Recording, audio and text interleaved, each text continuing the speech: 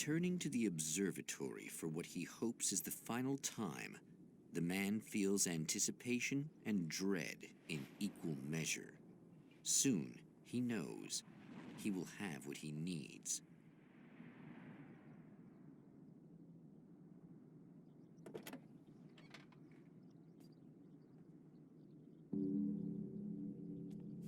Hello, I was expecting you. I've already taken care of the imaging array, but you should still look into securing the primary coolant flow. With some luck, you may be able to light the area before these things even show up.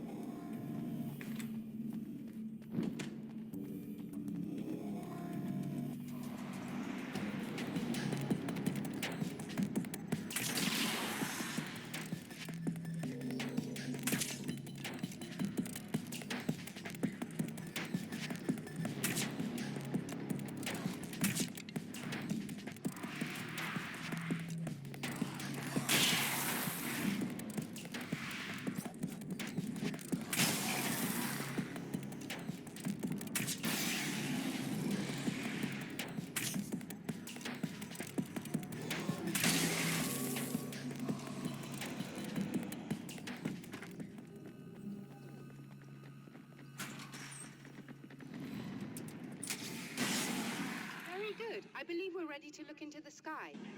Right there, Doctor.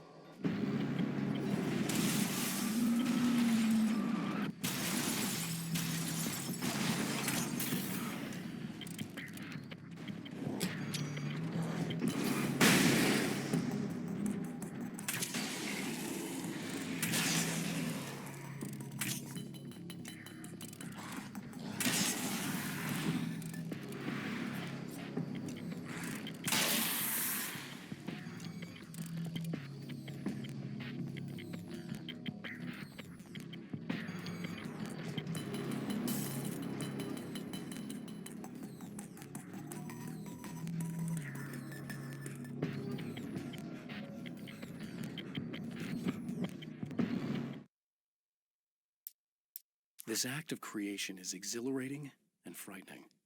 Subtext and symbols loom eager to take effect. Causality and consequence become domino chains that stretch into infinity. The more fundamental the change, the more unpredictable the variables become. Reality is too complex to control completely. Ordinary questions become meaningless. Who created who?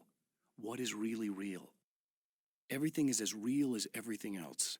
You learn to let go of the things you can't control and go with the flow, or go insane.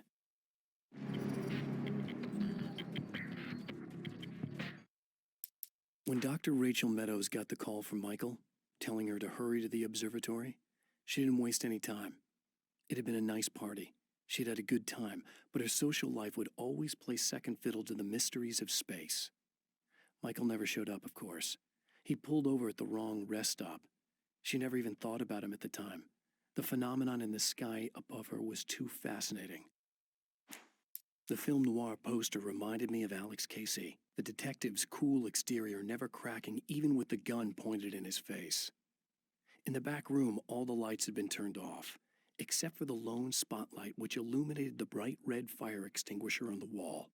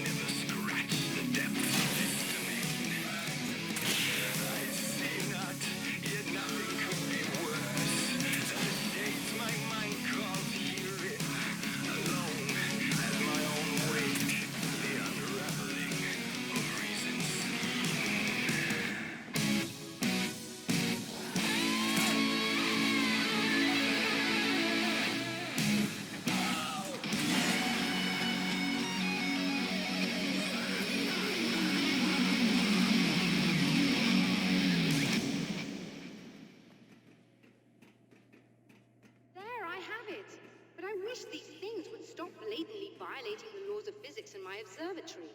That's just rude. Are you all right? I'll live. I'm glad. I'll send the lift down to you. I remember our previous encounters very clearly now, but technically, if this really is a loop in time, we've never met before.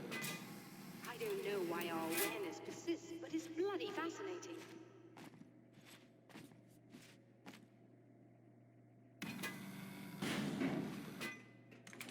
Doctor? You know, I know physicists who would give 15 years of their lives for a chance to experience something like this. I'd imagine that being stalked by horrible axe murderers would curb their enthusiasm a little. Clearly, you've never met hardcore physicists. I'm glad you're in such good spirits, but The signal! Yes, it's completed. finally. If all goes well, this should be the last time we go through the loop. You know, I just realized that I don't have any memory of what happens after you leave. What does that mean? I don't think it means anything. If everything goes well, you just keep going. I don't show up here like this again, no more bad guys. Things go back to normal. Let's hope you're right. I'd love the opportunity to look into this in more detail. Looks like you've accepted the situation.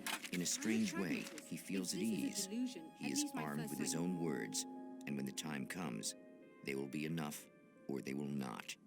For now, he's content to let the currents take him toward the final confrontation.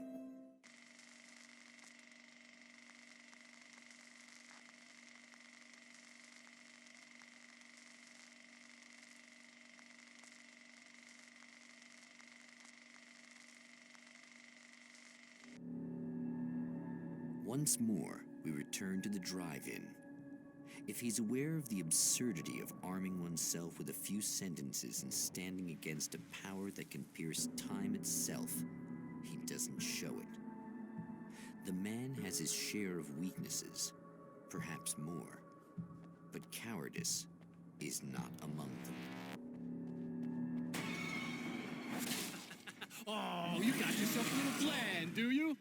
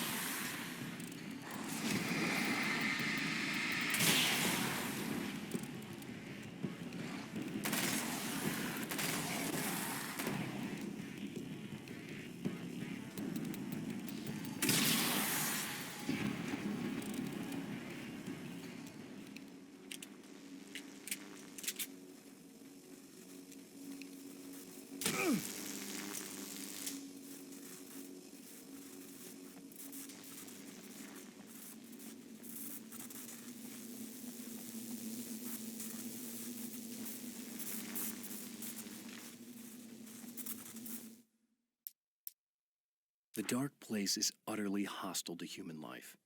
It eats at your mind, wants you to succumb to madness. Your own thoughts can turn against you.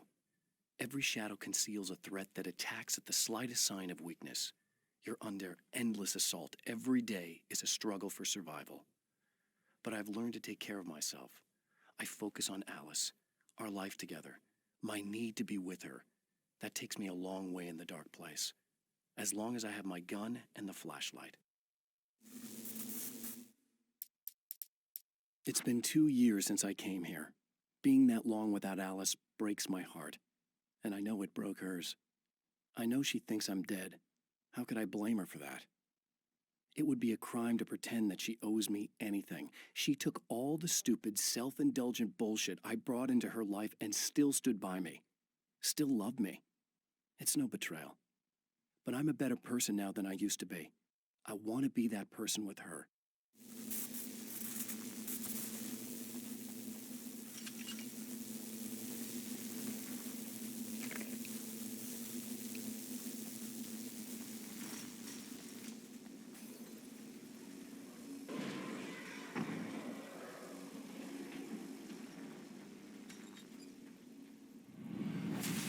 You're never getting out of this wake. Never!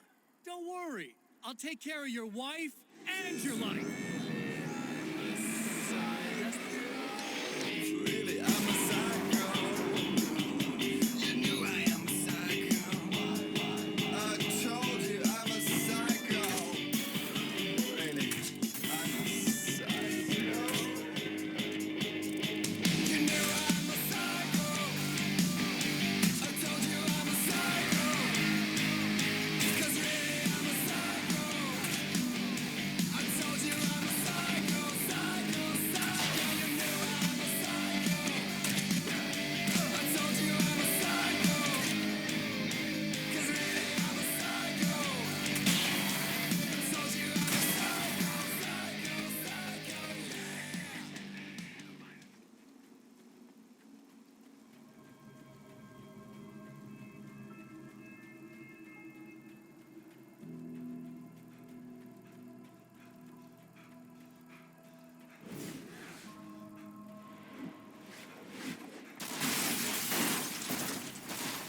I don't know what you think you're doing, but I'll send you right back to the beginning.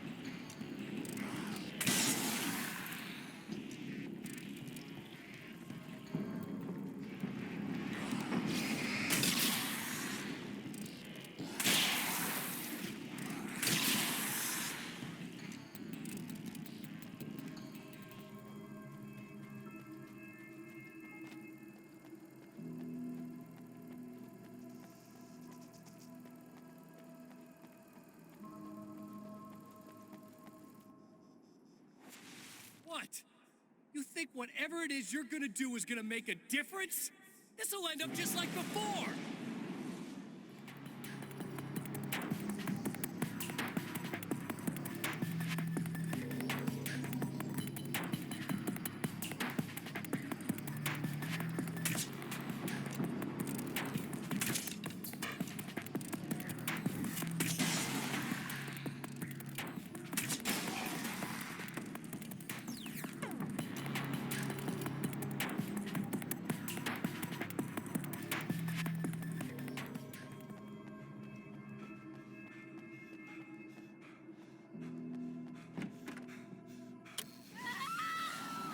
Oh, hey. I'm hoping I can put an end to this now. You'd better. I really don't want that to happen to me again. It's like somebody vomited in my brain, like a sleazy movie that keeps looping in my head. I'll stop this, I swear. You know the part that's really screwed up? If you mess it up, it'll just keep happening forever, right? I don't think I can deal with that. Don't think about that. I don't think of anything but. Hey, afterwards, when all this is done, look me up. This thing, I can probably help you deal with it.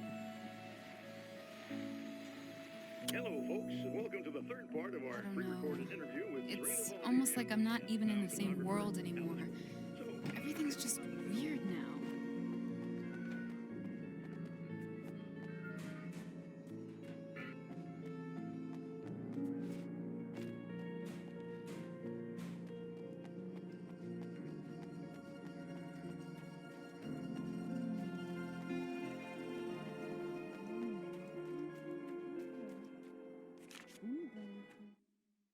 The clothes I wear now I shaped from dreams and memories.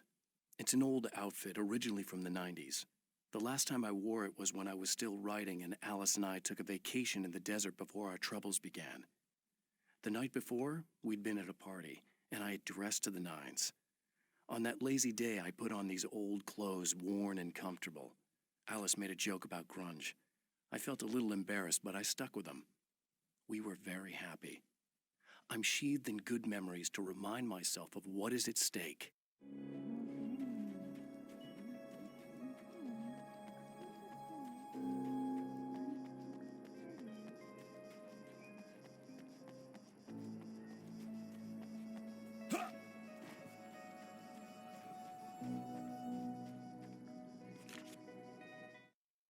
I held the film canister in my hands. I saw her name written across it in big letters, followed by the title. It was a time capsule, moments snatched from times gone by, from a past that I hoped could also be our future. It was my salvation, our chance to be together. A tin can with a bit of magic in it that she didn't even know about, something I could put to good use. There were only moments left before I had to face him.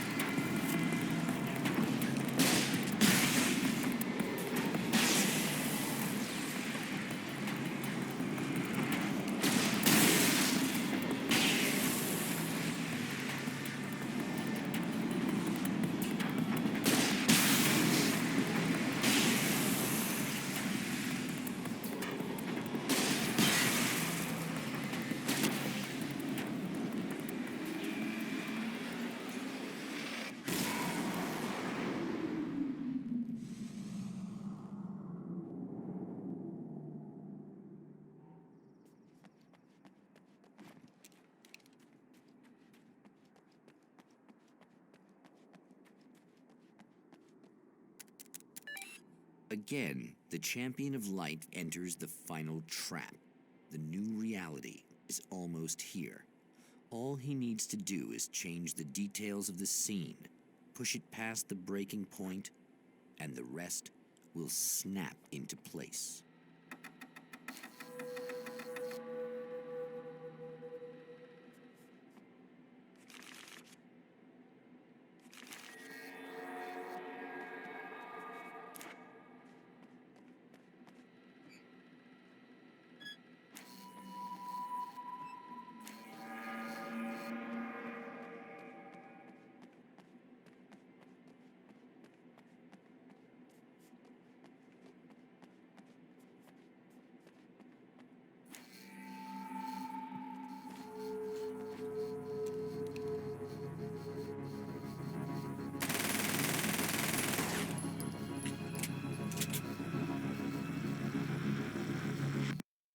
Oh, come on, buddy. Why don't you... What? What is this? No!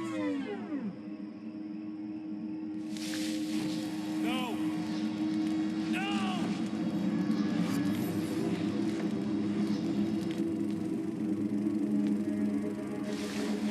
You can't do this! All I did was take the things you always wanted and never had the balls to go for. It's my turn now. It's my life. It's my life.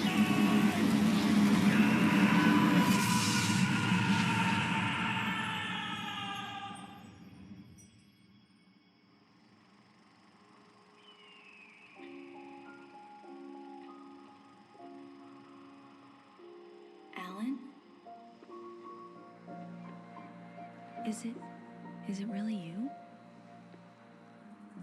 It's really me. How? I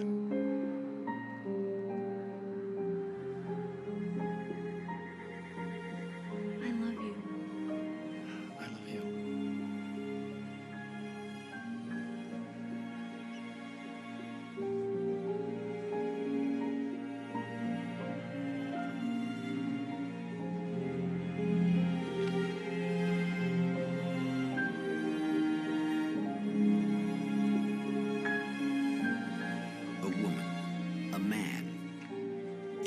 lovers, held apart for far too long, enveloped in the light of a glorious dawn. They both feel it. He's home at last. Are these actual events, or merely a dream, a memory, or a glimpse of what is to come? One thing is certain. This scene takes place in another time and another place, far, far away from Night Springs.